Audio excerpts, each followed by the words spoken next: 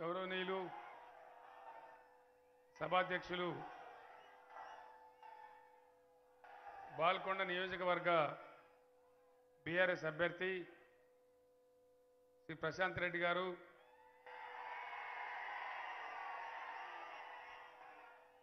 గౌరవ పార్లమెంట్ సభ్యులు శ్రీ కేఆర్ సురేష్ రెడ్డి గారు, గౌరవనీయులు శ్రీ దామోదర్ రావు గారు, ఆర్మూర్ ఎమ్మెల్యే జీవన్ రెడ్డి గారు, నిజామాబాద్ రూరల్ ఎమ్మెల్యే బాజిరెడ్డి గోవర్ధన్ గారు, నిజామాబాద్ ఎమ్మెల్యే గౌరవనీయులు గణేష్ గుప్తా గారు, షకీల్ అమీర్ గారు, జడ్పీ చైర్మన్ విఠలరావు గారు, రాజేశ్వరరావు గారు, Christian finance corporation chairman, doctor Madhusekhar గారు కార్పొరేషన్ అధ్యక్షులు, మార గంగారెడ్డి గారు కార్పొరేషన్ అధ్యక్షులు, ఎల్ఎంబి రాజేశ్వర్ గారు, విజీ గౌడ్ ఎక్స్ఎమ్మెల్సీ గారు, ఎస్ మోహన్ డీసీఎంఎస్ చైర్మన్ గారు, రమేష్ రెడ్డి గారు డీసీఐసిబి వైస్ చైర్మన్ గారు, కోటిపల్లి నరసింహనాయుడు రాష్ట్ర నాయకులు, రాజారాం యాదవ్ గారు యువ నాయకులు,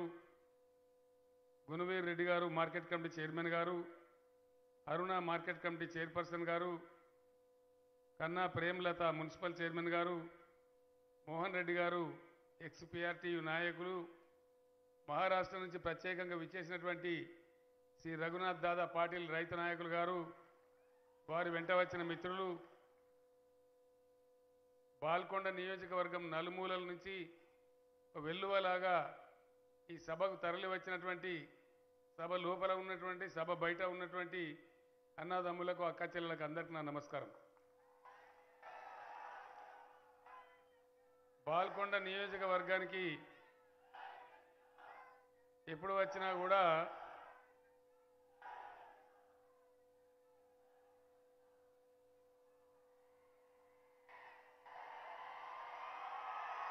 బాల్కొండ నియోజకవర్గానికి ఎప్పుడు వచ్చినా మొట్టమొదటి జ్ఞాపకం వచ్చేది మోతె గ్రామం. ఆ మోతె మట్టిలో ఉన్నటువంటి బలం అటువంటిది. తెలంగాణ ఉద్యమంలో అందరికన్నా ముందు మోతె గ్రామమే తీర్మానం చేసి తెలంగాణ కావాలని చెప్పి పిడికిలెత్తి నిలబడ్డ గ్రామం మోతె. ఆ మోతె గ్రామం యొక్క మట్టిని నేను ముడుపు కట్టి హైదరాబాద్ తీసుకొని పోయినాను. మళ్ళీ తెలంగాణ వచ్చిన తర్వాత ఆ మట్టిని తెచ్చి మళ్ళీ అదే ఊరు మట్టిలో కలిపినాం, ప్రతిజ్ఞ అయిపోయిందని చెప్పి. మోతె గ్రామస్తులందరికీ ఈ సందర్భంగా నేను శిరస్సు వంచి నమస్కారం చేస్తా ఉన్నాను.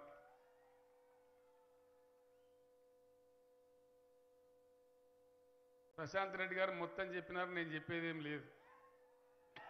నియోజకవర్గానికి ఏమేమి చేసినాం, ఏం సంగతి అనేది ఆయనే మొత్తం చెప్పిండు. ఇంకా నేను చెప్పే అవసరం లేదు. హైదరాబాద్లో ఏమో నాకు ఆ పాయింట్లన్నీ రాసిచ్చింది, ఇవి చెప్పాలి నువ్వని. మళ్ళీ చెప్తే డబల్ అవుతుంది, మీకు కూడా బోర్ అవుతుంది. నేను ఒక్కటే మాట మీకు మనవి చేస్తా ఉన్నా. ఈయన కూర్చున్న వాళ్ళందరికీ కూడా, అన్నదమ్ములకు అక్క చెల్లెలకు నేను దండం పెట్టి చెప్తా ఉన్నా. మన భారతదేశానికి స్వతంత్రం వచ్చి 75 ఏళ్ళు గడిచినా ప్రజాస్వామ్య పరిణతి మన దేశంలో పెరుగుతలేదు. మెచ్యూరిటీ ఆఫ్ డెమోక్రసీ, ఆ స్థాయి పెరుగుతలేదు. ఎన్నికలు రాగానే ఆగమాగమవుడు. ఎలక్షన్ అంటే ఎట్లయిపోయిందంటే ఇష్టమున్న అబద్ధాలు మాట్లాడచ్చు, ఇష్టమున్న ఆరోపణలు పెట్టచ్చు, సాయి సంసారం అనొచ్చు, లచ్చి దొంగ అనొచ్చు, ఎవరిని పడతావా అని ఏది పడుతుంది మాట్లాడేటువంటి ఒక దుష్ట సాంప్రదాయం వస్తూ ఉంది. మీ అందరినీ కూడా నేను ప్రార్థిస్తూ ఉన్నా. ఏమున్నది, ఎలక్షన్ వస్తుంది, ఎన్నిసార్లు రాలే, ఎన్నిసార్లు పోలే, ఎవడోడు గెలవాల్సిందే కదా. ఎలక్షన్ వస్తే ఏం జరుగుతుంది, ఒక 2, 3, 4 పార్టీ నిలబడతాయి. పార్టీకి ఒక మనిషి నిలబడతాడు, ఒకరే నిలబడాలి కాబట్టి ఒక మనిషి నిలబడతాడు. ఇక్కడ బీఆర్ఎస్ ప్రశాంత్ రెడ్డి ఉన్నాడు, కాంగ్రెస్కి ఒక ఆయన, బీజేపీకి ఒక ఆయన, ఇంకెవడన్నా కూడా ఇండిపెండెంట్ తేల్చడం. వీళ్ళని ఎట్లా వీళ్ళ సంగతి చూడాల్సిందే. ఈ అభ్యర్థి మంచివాడా, ఈయన గుణమైంది ఘనమైంది చూడవలసిందే. కానీ నేను మిమ్మల్ని కోరేది ఏంటంటే, దయచేసి వీళ్ళు గెలవడమే కాదు, వీళ్ళ గెలుపు దేనికి దారితీస్తుంది, రాష్ట్రంలో ప్రభుత్వం ఏర్పాటు చేయడానికి దారితీస్తుంది. అది ఏం చేస్తుంది, ప్రభుత్వం ఏదో ఒకటి ఏర్పడవలసి వస్తుంది. ఇక్కడ గెలిచే గెలుపులతో. వీళ్ళ వెనుక ఒక పార్టీ ఉన్నది. కాంగ్రెస్ కూడా ఒక పార్టీ, బీజేపీ ఒక పార్టీ, బీఆర్ఎస్ ఒక పార్టీ. ఈ పార్టీలకు కూడా చరిత్రలు ఉన్నాయి. వాళ్ళ వైఖరి ఏందో మీ ముందున్నది. వాళ్ళకి అధికారం ఇచ్చినప్పుడు ఏం తవ్వ నడిచిండ్రో, ఏం నడకలు నడిచిండ్రో అది కూడా ప్రజల ముందర ఉన్నది. ఎవరి చరిత్ర తెలియక లేదు. కాబట్టి అభ్యర్థి ఏ పార్టీ నుంచి ఉన్నాడు, ఆ పార్టీ యొక్క దృక్పథం ఏంది, రైతుల గురించి ఏం ఆలోచిస్తుంది ఆ పార్టీ, పేద వర్గాల గురించి ఏం ఆలోచిస్తుంది, మొత్తం రాష్ట్రం గురించి ఏం ఆలోచిస్తుంది అనే దాన్ని మీరు దయచేసి చర్చ చేయాలి. ఏ దేశంలో అయినా ఈ చర్చ జరుగుతుంది. ఎలక్షన్ వచ్చిందంటే మనంత హడావుడు ఉండదు. ఇంత భారీ సభలు బహుశా ఏ దేశంలో కూడా ఉండవు. అసలు సభలే ఉండవు. వాళ్ళే ఓన్లీ టీవీలనే మాట్లాడతారు. వాళ్ళ దగ్గర మెచ్యూరిటీ పెరిగింది కాబట్టి, పరిణతి చెందింది కాబట్టి టీవీలలో వింటారు నాయకుల స్పీచ్లు. అంతే. పెద్ద పెద్ద మీటింగులు జరిగాయి. చాలా పెద్ద మీటింగ్ అంటేనే 6-7 వేలు వస్తే చాలా ఎక్కువ వచ్చినట్టు సంతోషపడతారు. అట్లాంటిది మన దగ్గరనేమో ఉల్టా కేసు ఉన్నది ఇంకా కూడా. ఎందువల్ల అంటే పరిణతి ఉంటే కనుక ఏమవుతుంది, ఆలోచన ఉంటే మీరు పోయిన తర్వాత కూడా మిమ్మల్ని నేను ప్రార్థిస్తున్నా, మీ ఊర్లో దయచేసి నేను చెప్పే 4 మాటలు మీరు చర్చ పెట్టాలి. ప్రజలలో ఏది నిజమో కాదో తేల్చాలి. ఓటు అనేది ఈ ప్రజాస్వామ్య దేశంలో, ఈ డెమోక్రటిక్ కంట్రీలో మీ దగ్గర ఉన్నటువంటి మీకు విలువైనటువంటి వజ్రాయుధమే ఓటు. దాన్ని ఉల్టా వినియోగిస్తే అది మీ తలరాతను కిందిమీ చేస్తుంది. 5 ఏళ్ల భవిష్యత్తు కిందిమీ చేస్తుంది. అందుకే ఏమాత్రం ఏమరపాటుగా అలవోకగా ఓటు వేయకూడదు. ఓటు మన కిస్మత్ను బదలాయిస్తుంది కాబట్టి, మన రాష్ట్ర పరిస్థితులను బదలాయిస్తుంది కాబట్టి తమాషా కోసం వేయద్దు. మా చిన్నయ్య చెప్పిండు, మా బామ్మగారు చెప్పిండు, మా కులపోడు చెప్పిండు, మా వాడకట్టోడు చెప్పిండు అని వేయద్దు ఓటు. ఎవరికి వాళ్ళు ఎక్కడికక్కడ చర్చ చేసి నిర్ణయానికి రావాలి. ఆ చర్చ జరిగి ఓటేసే కాలం వచ్చినాడు గ్యారంటీగా ఎలక్షన్లలో నాయకులు కాదు ప్రజలు గెలుస్తారు. ఆ ప్రజల గెలిపే నిజమైన ప్రజాస్వామ్యం అని నేను మీకు మనవి చేస్తా ఉన్నా. ఆ పరిణతి రావాలి తొందరగా ఈ దేశంలోని నేను భగవంతుని కోరుతా ఉన్నా. కారణం ఏంటంటే అందరి చరిత్ర మీ ముందుంది. ఇప్పుడు కాంగ్రెస్ పార్టీలు వస్తాను. కాంగ్రెస్ పార్టీ ఈ రాష్ట్రాన్ని, ఈ దేశాన్ని బిగిన 50 ఏళ్ళు పరిపాలన చేసి వాళ్ళు చేసినట్టు మనం చూడలేదా? వీళ్ళు ఏం మాట్లాడుతుంది కాంగ్రెస్ పార్టీ, మాకు ఒక్క ఛాన్స్ ఇవ్వండి, మీకు ఒక్కటేందుకు 11 సార్లు ఇచ్చారు. ఇవ్వలేదా ఛాన్స్? మీకు ఒక్క ఛాన్స్ ఇస్తే ఏం చేస్తారు? పంటి కంట కూడా మింగుతారా? ఏం కారణం? ఆలోచన చేయాలి. ఇవాళ వైఖరి ఏందో ఆలోచించాలి. వాళ్ళు ఏం మాట్లాడుతున్నారు, ఏం ఆర్గ్యుమెంట్ చేస్తున్నారు ఎలక్షన్లో, అది కూడా ఆలోచన చేయాలి. వాళ్ళు గతంలో అధికారం ఉన్నప్పుడు ఏం చేసినారు, అది కూడా ఆలోచన చేయాలి. అప్పుడే నిజానిజాలు తేల్తాయి. బ్రహ్మాండమైనటువంటి రిజల్ట్ కూడా వచ్చే ఆస్కారం ఉంటుంది. నేను మిమ్మల్ని కోరేది ఒకటే, ఇంతకుముందు ప్రశాంత్ రెడ్డి కన్నా ముందు చాలామంది ఎమ్మెల్యేలు అయిన బాల్కొండలో, మరి అప్పుడేం జరిగింది, ఒక్క ప్రశాంత్ రెడ్డి కాలంలో ఏం జరిగిందో మీ కళ్ళ ముందే ఉందని నేను మనవి చేస్తా ఉన్నా.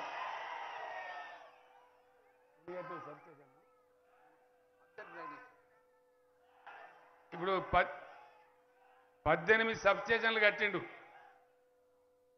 పవర్ ట్రాన్స్ఫార్మర్లు 40-45 తెచ్చిండు, మళ్ళా 3 కావాలని మొదలుపెట్టాడు దుకాణం.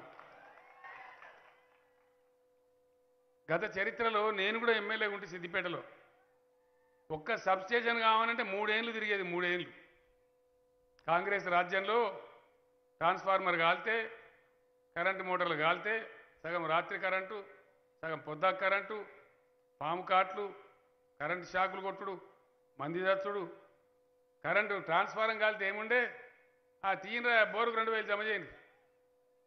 ఇదే కదా మళ్ళా గారాజ్యమే రావన్నా, మళ్ళా తెలంగాణ పొద్దాక కరెంటు కావన్నా, అదే ఆలోచించాలని నేను కోరుతా ఉన్నా.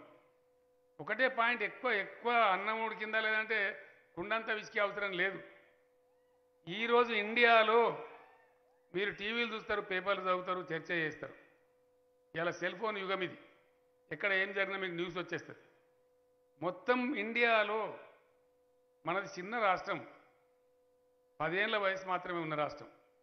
ఒక్కొక్క రాష్ట్రం ఈ దేశంలో 70 ఏళ్ళు, 60 ఏళ్ళు, 65 ఏళ్ళ నుంచి రాష్ట్రాలు ఉన్నారు. వాళ్ళు పెద్ద పెద్ద ఉన్నారు. మన పక్కకు మహారాష్ట్ర ఉన్నది, తమిళనాడు ఉన్నది, చాలా రాష్ట్రాలు ఇండియాలో. ఇండియా మొత్తంలో ఏ ఒక్క రాష్ట్రం కూడా ఇవాళ 24 గంటల కరెంట్ ఇయ్యదు. ఒక్క తెలంగాణనే ఇస్తుంది. ఎందుకు ఇస్తుంది, ఎట్లా ఇస్తుంది?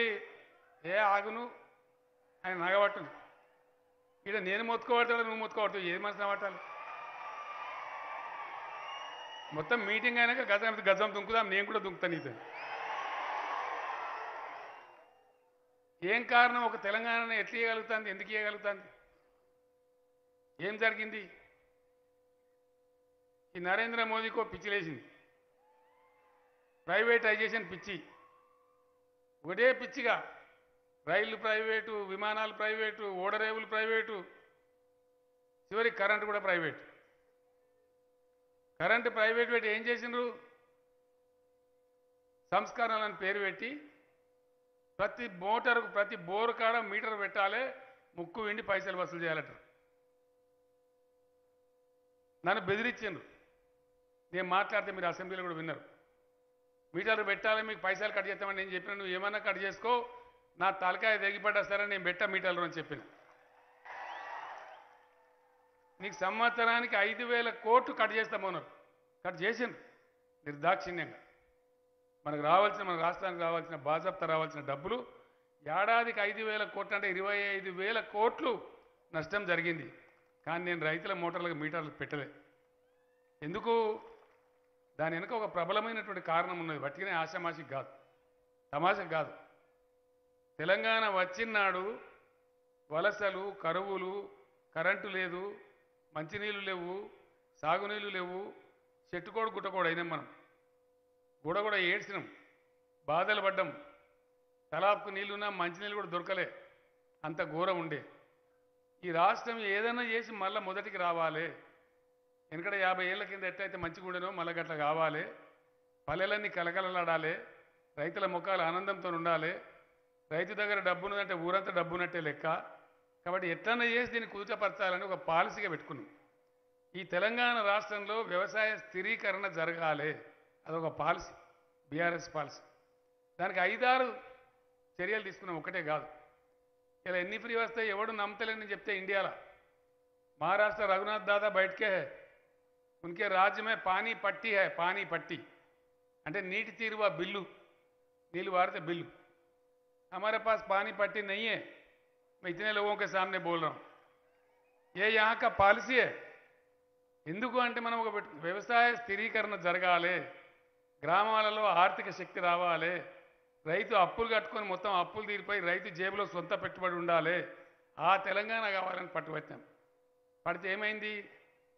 నీళ్లు ఫ్రీ ఇస్తాం మనం, అవి ప్రాజెక్టు కానీ, లిఫ్ట్ కానీ, బొఫ్ట్ కానీ, ఇవన్న కానీ ₹1 తీసుకోము, ట్యాక్స్ లేదు. అట్లనే కరెంటు ఫ్రీగా ఇస్తాం 24 గంటలు. అట్లనే రైతుకు పెట్టుబడి అందిస్తున్నాం. యాళ్లకు ఉన్నోడు ఉండే, లేనోడు ఉండే, చిన్నోడు ఉండే, పెద్దోడు ఉండే అని పెట్టుబడి ఇస్తున్నాం. అట్లనే రైతులు పండించిన ధాన్యం కొంటున్నాం. ప్రశాంత్ రెడ్డి గారు తల్లి చనిపోతే నేను మళ్ళీ వచ్చి పరామర్శ చేసి వెళ్ళిపోతా ఉన్నా. ఈ Armoor Jeevan Reddy, Korutla Vidyasagar Rao MLA sir sir sir sir మక్కలు కొనాలి, మక్కలు కొనాలని మొదలుపెట్టి నేను చెప్పి, నేను రాంగా చూసుకుంటూ వచ్చినా పచ్చగా మంచిగా కళాలు కనబడుతున్నాయి, ఎండబోసిన మక్కలు, ఇక మీరు మొదలు పెడతారని నాకు తెలుసు అని చెప్పిన. అంటే ధాన్యం మొత్తం కొంటా ఉన్నాం. మీ దగ్గర ఇంకా నడుతూ ఉంది. అక్కడ నారాయణఖేల్లో అని పేరు ఆ జుక్కల్లో 2 ఎమ్మెల్యేలు ఈయన దొరుకుని వస్తారు నా దగ్గరికి. ఆ మెదకేం మంచిగా పోయినా ఈయన నా ప్రాణానికి బద్దాయ అంటే ఆ పచ్చజొన్నలు పండిస్తారు.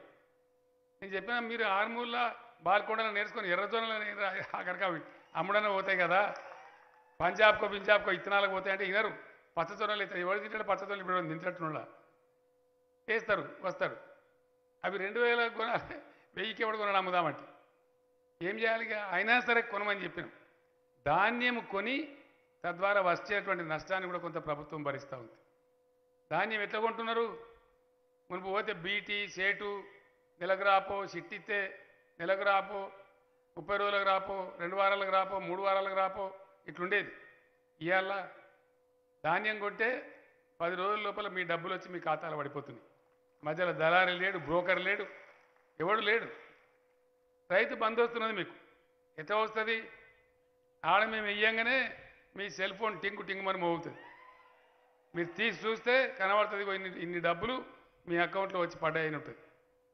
అట్లనే ఎవరన్నా రైతు అదృష్టం వంకర పోయి చనిపోతే ఆ కుటుంబం రోడ్డున పడద్దని చెప్పి ఒక 5 లక్షల రూపాయల బీమా పెట్టినాం. ఆ బీమా కూడా ఎట్లా వస్తుంది? ఎవ్వరు పైరవి చేసే అవసరం లేదు. అదే కాంగ్రెస్ రాజ్యంలో ఆపద్ బంద్ ఉండే 50,000 ఇస్తామని చెప్పిండ్రు. 2 నెలలు 3 నెలలు తిరిగితే చెప్పులు అరిగిపోతుండే కానీ చివరికి 10,000 20,000 చేతులు పెట్టి మధ్యలో పైరవకాలు మింగిపోదురు. ఇలా ఒక రూపాయి లంచం ఇచ్చేది లేదు, కడుపులో సల్లగది లేదు. ఆ కుటుంబం దుఃఖంలో ఉంటుంది కాబట్టి ఏ పైరవి లేదు, దరఖాస్తు లేదు, రసీదు లేదు, మసీదు లేదు. చక్కగా 5 లక్షల రూపాయలు వాళ్ళ ఇంటికి పోతా ఉంది, వాళ్ళ ఖాతాలో పడతా ఉంది. ధరణి వచ్చినా మీకు రైతు బంధువు వచ్చినా అట్లే వస్తుంది, రైతు బీమా వచ్చినా అట్లే వస్తుంది. మీరు వడ్ల మీద మక్కల మీద డబ్బులు కూడా అట్లే మీ ఖాతాలో పడతాయి. ఎందువల్ల?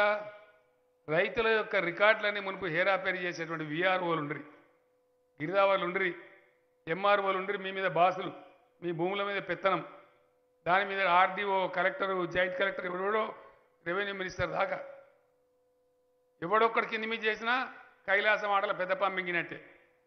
అంత ఘోరం ఉండే.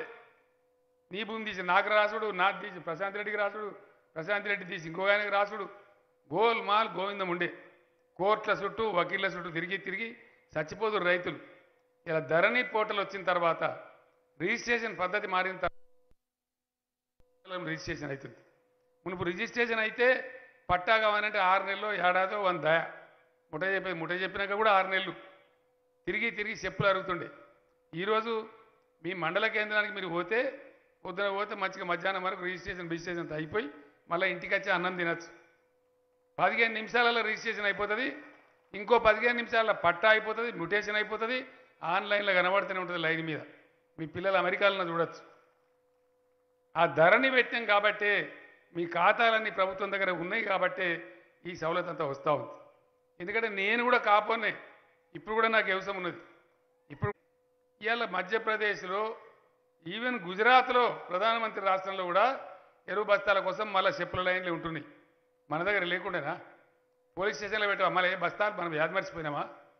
ఎర్రజొన్నల రైతులు పైసలు ఇక్కడ కాల్చేయలే, ఆరుమూరులో పట్టించుకోలే. ఇవన్నీ కూడా ఉండే.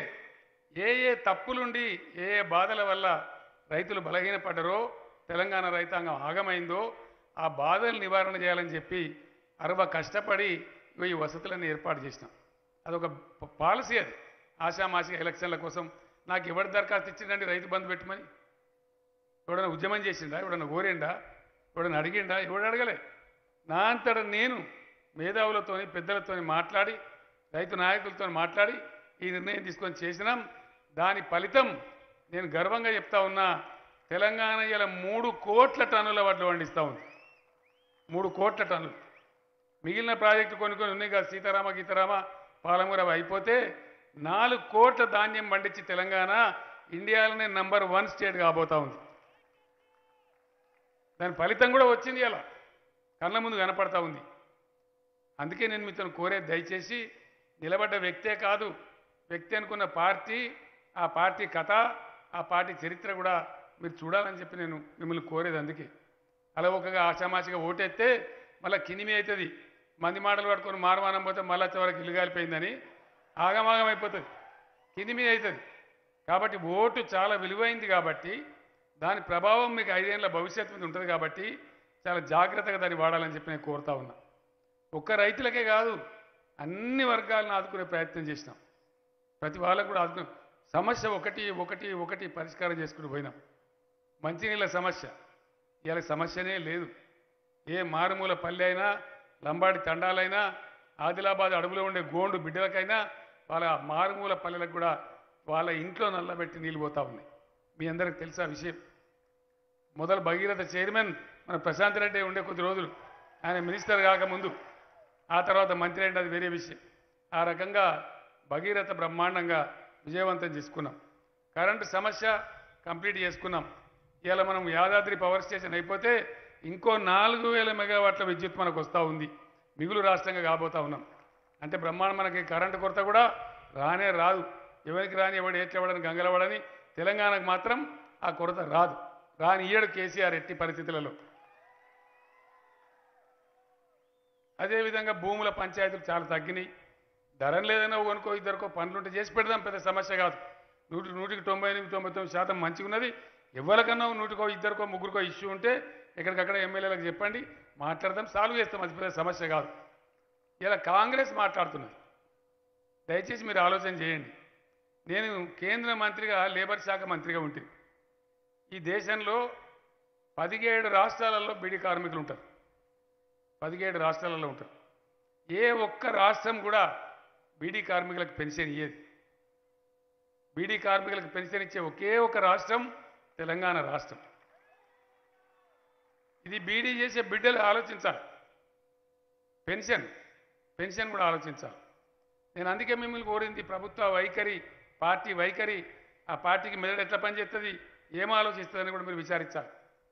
పెన్షన్లు 2014లో ఎలక్షన్కి పోతా ఉన్నాం. ఎలక్షన్ మేనిఫెస్టో చెప్పాలి కదా, ఏం చేస్తామో ఏం చేయము. అది రాస్తున్నారు కూర్చొని పెద్దలంతా. అందులో ఒక 3-4 రిటైర్డ్ ఐఏఎస్ ఆఫీసర్లు ఉండి, వాళ్ళు 200 ఉండే పెన్షన్. అంతకుముందు 70 రూపాయలు ఉండే, 40 రూపాయలు ఉండే, 200కి వచ్చి. నేను అడిగిన ఒకటే మాట, ఎందుకు ఇస్తామయ్యా పెన్షన్ అని అడిగినది. అసలు పెన్షన్ ఎందుకు ఇవ్వాలి? అసలు దానికి ఏమైనా పరమార్థం ఉందా? వాటికనే తమాషకి ఇస్తున్నామా? ఎవరు చెప్తలేరు. మీ ఉద్దేశం ఏం ఇస్తారని అడిగింది. నేను ఏం చెప్పినా అంటే, కొంతమంది విధి వంచితులు ఉంటారు, మనలాగానే మనుషులే, మన సాటి మనుషులే, అనుకోకుండా కొన్ని ఆపదలకు గురవుతారు. ఒక ఆమెకు భర్త చనిపోవచ్చు, పాపం ఆలన పాలన లేకపోవచ్చు. ఒక 2 వృద్ధ తల్లిదండ్రులు ఉంటే వాళ్ళకి బిడ్డలు ఉండి కూడా చక్కగా చూడకపోవచ్చు, లేదా బిడ్డలు లేకుండానే ఉండొచ్చు. మంచిగానే ఉంటాం, మనిషి భగవంతుందా ఏం చెప్పత్తది, ఇవాళ కర్మం ఎట్లున్నదో. ఇవాళ మంచిగానే ఉన్నాం, అనుకోకుండా ఒక యాక్సిడెంట్ అయితే ఒక కాలు చేయి పోవచ్చు, అంగవైకల్యం రావచ్చు. ఇట్లాంటి విధి వంచితులను ఆదుకునే బాధ్యత, కాపాడే బాధ్యత సమాజం అంటే గవర్నమెంట్ మీదే ఉంటుంది. కాబట్టి ఇచ్చేదానికి ఒక అర్థం ఉండాలి అని చెప్పిన. ఇక ఊకెందుకు సతాయిస్తావు సార్, ఏం కోరుతున్నావు నువ్వు ఓనర్? వాళ్ళు ఇవ్వనికి మోతాదు లేకుండా 2 పూటలు వాళ్ళు బిర్యానీ తినే అవసరం లేదు, ఇంత పప్పో పులుసో తిని వాళ్ళ ఇంట్లో వాళ్ళు ఉంటేటుంటే సరిపోయానే అని చెప్పి ఇక లెక్కలు తీసినారు. చింతపండుకి ఇంత, పప్పుకి ఇంత, ఉప్పుకి ఇంత అని లెక్కలు తీసి 600 అయితే సరిపోతుంది సార్ అన్న. నేను చెప్పిన ఈ గరీబుల కాలనే కొసరన్నావా, ఒక 1000 రూపాయలు పెట్టిన రోజు చెప్పండి. 1000 రూపాయలతో స్టార్ట్ అయినా. అది ఎలక్షన్ల కోసం చెప్పలే, మొదలు పెట్టాం 1000 రూపాయలు. తర్వాత మన ఆర్థిక పరిస్థితి పెరిగింది, 2000 చేసుకున్నాం. మొన్న నేను ప్రకటించిన 5000కి తీసుకుపోతాం పెన్షన్. ఈ మార్చి తర్వాత 3000 రూపాయలు వస్తుంది. సంవత్సరానికి 500 చొప్పున పెరుక్కుంటూ 5000 రూపాయలకు పోతుంది. ఉద్యోగస్తులకు ఇతరులకు పెరిగినట్టే వాళ్ళకు కూడా పెరుగుతుందని చెప్పినాం. పేద సాదా బతకాలి. బీడీ కార్మికులకు ఏ రాష్ట్రం కూడా పెన్షన్ ఇయ్యదు. నేను ఒక్కటే మాట కోరుతా ఉన్నా, ఈ బాల్కొండ, ఆర్మూరు ఈ ప్రాంతాలలో ఉండే బీడీ కార్మిక బిడ్డలు ఆలోచన చేయాలి. రేపు మీకు 5000 పెన్షన్ రాబోతా ఉంది. మీ ఒక్క ఓటు కూడా ఇంకో పార్టీకి పడద్దని చెప్పి నేను కోరుతా ఉన్నా. మన కార్యకర్తలు కూడా దయచేసి మీరు ఆ విధంగా వాళ్ళకి చెప్పి సంజాయించాలి, ప్రచారం కూడా చేయాలని చెప్పి నేను కోరుతా ఉన్నా. ఈ రకంగా ఎవరిని విడిచిపెట్టినా మనం ఎవరిని విడిచిపెట్టలే. రైతు బంధు అనే పదం పుట్టించిందే మనం, దళిత బంధు అనే పదం పుట్టించిందే మనం. దళితులు కూడా బాగుపడాలి. నేను దళిత సమాజానికి అప్పీల్ చేస్తూ ఉన్నా. దళిత సమాజం గురించి ఎవరు కూడా ఆలోచన చేయలే. ఏదో చేసిండ్రు, మిమ్మల్ని ఓటు బ్యాంక్గా వాడుకున్నారు తప్ప మీ నిజమైన అభివృద్ధిని కాంక్షించలే. గ్రాస్ రూట్ నుంచి మిమ్మల్ని పైకి తెచ్చే ఆలోచన చేయలే. స్వతంత్రం వచ్చే నాటికే దళిత జాతి వివక్షకు గురైంది, తరతరాల అణిచివేతకు గురైంది, అంటరానికి తనానికి గురై వెలివాడలలో బతికిన పాపం వాళ్ళు. మీరు ఊర బయట బతుకున్న వాళ్ళు ఊరు బయట పెట్టింది. ఇది మంచిది కాదు, మానవ జాతికి మంచిది కాదు, మనకు ఎవరికి కూడా గౌరవం కాదు. కాబట్టి దళితులు కూడా పైకి రావాలి. ఇలా కాంగ్రెస్ నరకుతారు, ఇష్టం వచ్చినట్టు బాగా మాట్లాడతారు. జవహర్లాల్ నెహ్రూ మొదలు ప్రైమ్ మినిస్టర్ అయినప్పుడే దళితుల గురించి మంచిగా ఆలోచన చేసి ఉంటే ఇలా దళితులు ఇట్లా ఎందుకుందరు మన దేశంలో? దయచేసి మీరు ఆలోచన చేయాలి. ముఖ్యంగా దళిత యూత్, దళిత మేధావి వర్గం ఆలోచన చేయాలి. నాకు ఎవరు అప్లికేషన్ పెట్టలే, నన్ను ఎవరు అడగలే. దళిత బంధు అనే పథకాన్ని పుట్టించిందే ఈ దేశంలో కేసీఆర్ అని చెప్పి నేను మనవి చేస్తూ ఉన్నా. ఎవరు కూడా ఆలోచించలే. ఒకరోజే అందరికీ ఇయ్యలేకపోవచ్చు, దఫాల వారిగానే కావచ్చు. డెఫినెట్గా దళిత బంధు అన్ని దళిత కుటుంబాలకు అందే బాధ్యత నాది. అది నా బ్రెయిన్ చైల్డ్, అది నా మానస పుత్రిక. దాన్ని అమలు చేసి చూపెడతా అని చెప్పి కూడా నేను మీకు హామీ ఇస్తా ఉన్నా. ఈ రకంగా అన్ని వర్గాల ప్రజలను తీసుకొని పోయినాం. మనకు కులం లేదు, మతం లేదు, ఏమీ లేదు. మనకు అన్ని వర్గాలు, ముస్లింలు, హిందువులు అంతా బాయి బాయి అని చెప్పి అందరినీ గౌరవించి ముందుకు పోయినాం. చేనేత కార్మికులను ఆదుకున్నాం, అందరినీ కాపాడుతూ ఉన్నాం. ఈ రకంగా పోతా ఉన్నాం. కొత్తగా కూడా కొన్ని సౌకర్యాలు పెట్టుకున్నాం. రాష్ట్రం రైతులకు ఇస్తా ఉన్నారు, మాకు ఇమని చేనేత కార్మికులు అడిగింది. గీత కార్మికులు అడుగుతున్నారు, భవన నిర్మాణ కార్మికులు అడుగుతున్నారు. ఇక ఈ తంటా ఎందుకని చెప్పి 93 లక్షల రేషన్ కార్డు ఉన్న ప్రజలందరికీ కూడా రైతు బీమా లాగానే బీమా సదుపాయం కూడా పెట్టినాం. రేపు మార్చి తర్వాత అందరికీ కూడా సౌకర్యం వస్తుందని చెప్పి నేను మనవి చేస్తా ఉన్నా. ఆరోగ్యశ్రీ స్కీమును కూడా 15 లక్షల దాకా దాన్ని పెంచినాం. ఆ సదుపాయం కూడా ప్రజలందరికీ అందుబాటులోకి వస్తుందని మనవి చేస్తా ఉన్నా. ఇట్లా తెలంగాణ మీకు ఇంకొక మాట చెప్తా ఉన్నా నేను ఉపన్యాసం ముగించే ముందు. ఏ దేశమైనా ఏ రాష్ట్రమైనా బాగుపడ్డదా లేదా అని ఆలోచించడానికి ఒక 2-3 గీటురాళ్ళు ఉంటాయి, క్రైటీరియాస్ ఉంటాయి. అందులో నంబర్ 1 ప్రపంచంలో ఏ దేశం గురించి ఆలోచించినా, మన ఇండియాలో ఏ రాష్ట్రం గురించి ఆలోచించినా మొట్టమొదటి ఎవడైనా ఏం చూస్తారంటే పర్ క్యాపిటా అంటే తలసరి ఆదాయం ఎంత ఈ రాష్ట్రంకి. ఒకనాడు 15-16 ప్లేస్లో ఉంటాం మనం. తెలంగాణ ఏర్పడ్డ రోజు ఎక్కడో 16-17 స్థానంలో ఉంటాం. నేను గర్వంగా చెప్తా ఉన్నా మీ అందరికీ, ఈరోజు మనం పండించే పంటలకు, మనం సంపాదిస్తున్నటువంటి పరిశ్రమలకు, సంపాదిస్తున్నటువంటి పెట్టుబడులకు, పెరుగుతున్న ఐటీ రంగానికి అన్నిటికీ కలిపి ఇలా తెలంగాణ గౌరవం ఏంటంటే పర్ క్యాపిటా ఇన్కంలో, తలసరి ఆదాయంలో ఈ దేశంలోనే తెలంగాణ నంబర్ గర్వంగా మీకు తెలియజేస్తా ఉన్నా.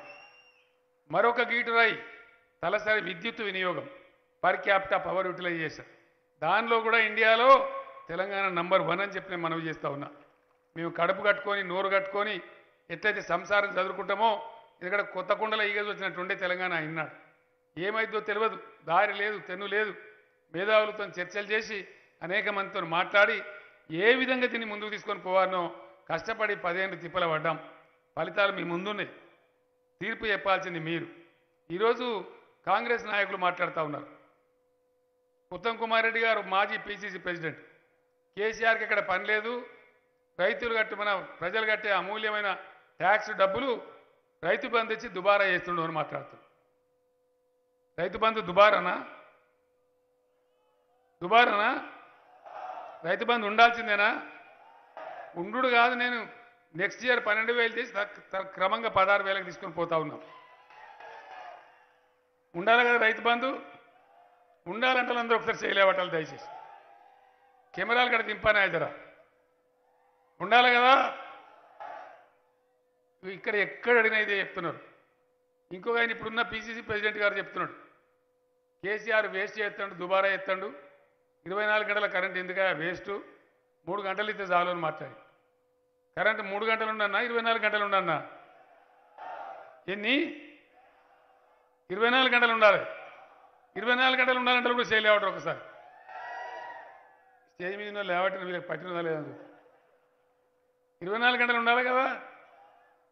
మరి దబ్బన కాంగ్రెస్ వస్తే ఉంటుందా? ఇక్కడ గమ్మత్ ఏంటంటే మనుషులు మాట్లాడితే కొద్దిగా ఇజ్జత్ కూడా ఉండాలి. ఓ పేద లీడర్ అని వేసుకొని వచ్చిండు ఆడికెళ్ళి, కర్ణాటకకి. ఆడ ఉప ముఖ్యమంత్రి అట వచ్చి నాకు డైలాగ్ కొడుతున్నాను. ఏం డైలాగ్ అంటే, కేసీఆర్ కర్ణాటక మేము ఎంత డెవలప్ చేసామో చూడాలంటే నీకు కావాలంటే బస్సు పెడతా నువ్వు రా, మేము 5 గంటలు కరెంట్ ఇస్తున్నాము అంటాడు.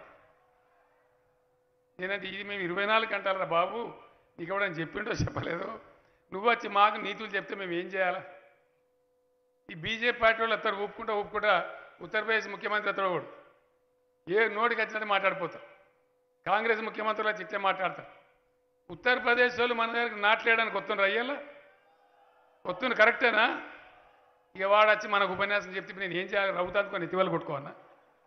ఇగో ఇట్లున్నది కథ. బీజేపీ వాళ్ళ కాంగ్రెస్ వాళ్ళ కథ. మీ చక్కదనం లేదు, మీ ప్రజలు బతకలేక మా దగ్గర బతుకుతారు. వచ్చి అలా అనేక రాష్ట్రాల నుంచి 14 రాష్ట్రాల నుంచి మీరు మాకు వచ్చే నీతులు చెప్తే ఎట్లుంటుంది? దయచేసి ఆలోచించమని చెప్పి నేను కోరుతా ఉన్నా. వీళ్ళు కనుక వస్తే డెఫినెట్గా చెప్తున్నా నేను, రైతు బంధుకు రామ్, కరెంటు కాటగలుస్తుంది, దళిత బంధుకు జై భీమ్. ఇక యాడిపోతావు? ఈ కథ తయారవుతుంది. అప్పుడు నేను కూడా ఏం చేయలేను. నేను మస్తు కొట్లాడినా మనందరి కోసం. ఇది 24వ సంవత్సరం. తెలంగాణ వచ్చేదాకా కొట్లాడినాం, మళ్ళీ ఇప్పుడు 10 ఏళ్ళు కొట్లాడినాం. ఇప్పుడు మీరు కొట్లాడాలని చెప్పి నేను మనవి చేస్తా ఉన్నా. దయచేసి మీరు నిర్ణయం చేయాలి, మీరు తెగారం చేసి మీరు కొట్లాడాలి. నేను ఇలా యాగం మధ్యలోకి వచ్చినా, రేపైతే పౌర్ణావతి అవుతా ఉంది, మళ్ళీ పోయి ఇప్పుడు పూజలు పాల్గొనాలి. ఇంకా చాలాసేపు మాట్లాడాలని ఉంది. మీరు మంచిగా శ్రద్ధగా వింటున్నారు, నాకు కూడా సంతోషంగా ఉంది. కానీ మళ్ళీ పోయి నేను పూజ కూడా అందుకోవాలి. మీరు ఇన్ని మాటలు విన్నారు మంచిగా సంతోషంగా. ప్రశాంత్ రెడ్డి గురించి నేను చెప్పాల్సిన పని లేదు. నా కొడుకులాగా నా సొంత ఇంట్లో ఉంటాడు. క్యాబినెట్లో కూడా చాలా మంచి బాధ్యత గల పదవిలో ఉన్నాడు. రేపు కూడా అట్లనే పెద్ద మనిషిగానే ఉంటాడని మీకు హామీ ఇస్తా ఉన్నాను నేను. ప్రశాంత్ రెడ్డి పెద్ద మనిషికి ఉన్న తర్వాత బాల్కొండ ఆటోమేటిక్గానే పెద్దగా అవుతుంది. మీకు తెలిసే ఆ విషయం, నేను చెప్పే అవసరం లేదు. ఇవాళ ఈ సభ ఆ హెలిప్యాడ్ కాడ ఉన్న మందిని చూస్తే నాకు అర్థమైపోయింది. బ్రహ్మాండమైన మెజార్టీతో ప్రశాంత్ రెడ్డి గెలిచిపోతా ఉన్నాడు. దాంట్లో డౌటే లేదు, ఏమాత్రం అనుమానం లేదు. కాబట్టి మళ్ళీ ఒకసారి ప్రశాంత్ని దీవించండి. మన రాష్ట్రాన్ని బాల్కొండను అనుకున్న విధంగా అభివృద్ధి చేసుకుందాం. ఆయన అడిగినటువంటి లక్ష్మీనరసింహస్వామి టెంపుల్ కానీ మిగతా విషయాలు కానీ అది పెద్ద సమస్యగా చేసే బాధ్యత నాది. తప్పకుండా చేపిస్తానని మనవి చేస్తూ నేను మీ దగ్గర సెలవు తీసుకుంటా ఉన్నా. జై తెలంగాణ. కారు గుర్తుకే, కారు గుర్తుకే. జై తెలంగాణ. ధన్యవాదాలు.